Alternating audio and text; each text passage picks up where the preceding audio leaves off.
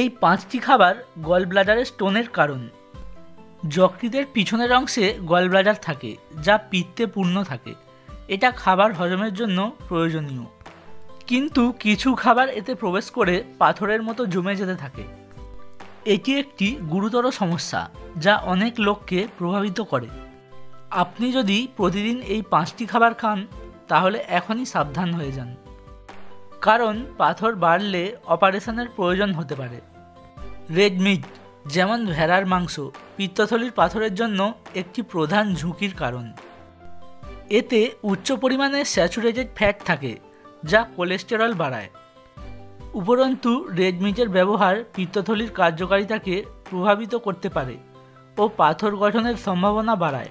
চর্বিযুক্ত খাবার, ভাজা খাবার, ফাস্টফুড পাথরের ঝুঁকি বাড়াতে পারে। এই খাবারগুলি পিত্তের নিঃসরণকে প্রভাবিত করে, যা পিত্তথলিতে শক্ত পদার্থ তৈরির সম্ভাবনা বাড়ায়। সাদা ব্রেড, পাস্তা এবং অন্যান্য পরিশোধিত কার্বোহাইড্রেট গলব্লাডারের জন্য ক্ষতিকর হতে পারে। এই খাবারগুলি শরীরে ইনসুলিনের মাত্রা বাড়াতে পারে।